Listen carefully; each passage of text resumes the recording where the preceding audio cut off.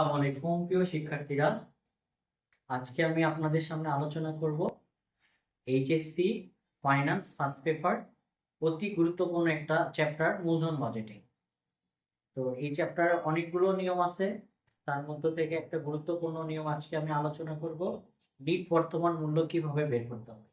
শিক্ষার্থী বন্ধুরা, প্রথমে আমরা প্রশ্নটা পড়ে নেব, তারপরে এটা কিভাবে করা যায় সেই প্রসেসটা আপনাদের সামনে উপস্থাপন করব। তো আমরা প্রথমে প্রশ্ন করে নিচ্ছি। একটি প্রকল্পের প্রাথমিক বিনিয়োগ 2 লক্ষ টাকা এবং আগামী 10 বছর প্রতি বছর নগদ আন্তঃপ্রবাহ হবে 35,000 টাকা। মূলধন ব্যয় 11% হলে নিট বর্তমান মূল্য নির্ণয় করো।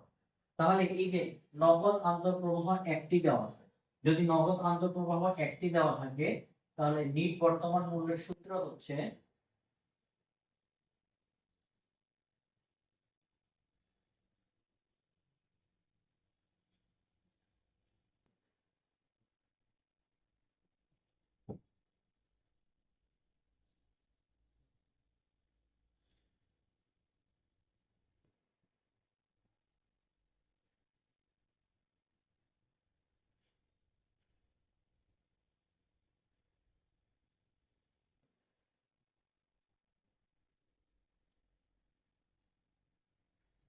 যদি আমাদের প্রশ্নে একটি নগদ আন্তঃপ্রবাহ দেওয়া থাকে তাহলে আমাদের সূত্রটা এটা।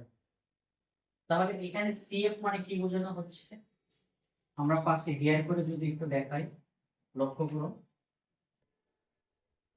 সিএফ মানে বোঝানো হচ্ছে ক্যাশ ফ্লো।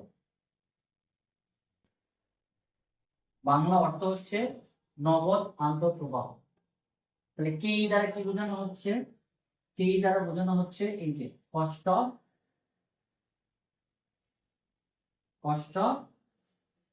ডেট। বাংলা অর্থ হচ্ছে মূলধন ব্যয়। তাহলে মূলধন ব্যয় আমাদের 11%। আর এখানে এনসিও তো আমরা বুঝি, এই যে প্রাথমিক বিনিয়োগটা দেওয়া আছে কত, 2 লাখ টাকা। তো আমরা এইভাবে এই মানগুলো, আর এন সমান তো আমরা দেখতেই পাচ্ছি এন সমান এখানে 10 বছর সময় দাও। তাহলে এন সমান যদি আমরা 10 লিখি, এনসিও যদি 2 লাখ টাকা লিখি, আর কেই কেই যেহেতু আমাদের কি করছে কস্ট অফ ডেট কত পার্সেন্ট, 11%। তো আমরা এই 11% কে ভেঙে লিখতে পারি 0.11। আর ক্যাশ ফ্লো, এই যে ক্যাশ ফ্লো নগদ আন্তঃপ্রবাহ দেওয়া আছে 35,000 টাকা, বা আমরা এখানে কিন্তু 35,000 টাকা লিখতে পারি।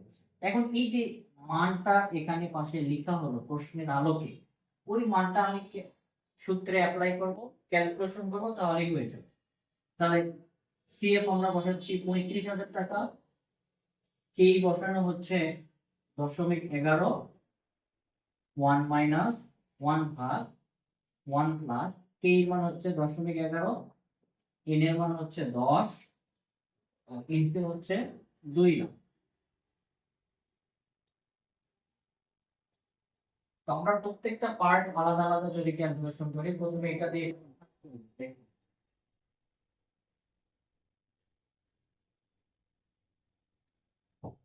35,000 কে 0.11 দ্বারা করলে 3,18,182 টাকা। 3,18,182।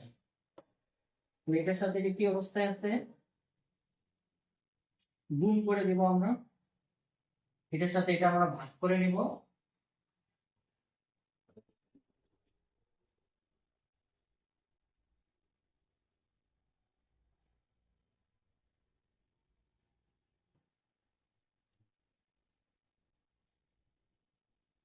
দশমিক 6478, 0.6478 এইটা একটা মান, তারপর মাইনাস দিল।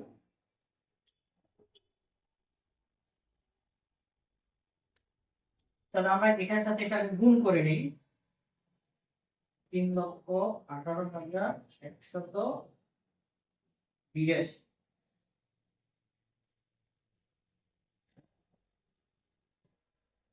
তাহলে হচ্ছে 2,06,123 টাকা। 2,06,123 মাইনাস 2,06,123 থেকে 2 লাখ টাকা বাদ দিলে 6,123। এই হলো আমাদের নিট বর্তমান মূল্য বের করার ফর্মুলা। কিভাবে আমরা, এখন কথা হচ্ছে যে এখানে তো সবকিছু মোটামুটি বুঝলাম, তাহলে এনপিভিটা কি বোঝানো হচ্ছে? নিট বর্তমান মূল্য এটা তো বুঝলাম, এনপিভি দ্বারা কি বোঝানো হচ্ছে? এনপিভি দ্বারা বোঝানো হচ্ছে net present value. NPV full meaning হচ্ছে নিট প্রেজেন্ট ভ্যালু। এখান থেকে আমাদের এনপিভি শব্দটা হয়েছে, যেটাকে আমরা বাংলা বলে থাকি নিট বর্তমান। তো আজকের ভিডিওটা আপনাদের কেমন লেগেছে অবশ্যই লাইক কমেন্ট শেয়ারের মাধ্যমে আপনাদের মূল্যবান মতামত আমাদেরকে জানাবেন। পরবর্তী ভিডিও দেখার আমন্ত্রণ জানিয়ে আজকের ক্লাসটা এখানেই শেষ করছি। সবাই ভালো থাকবেন, সুস্থ থাকবেন, দেখা হবে অন্য কোনো ক্লাসে। আল্লাহ।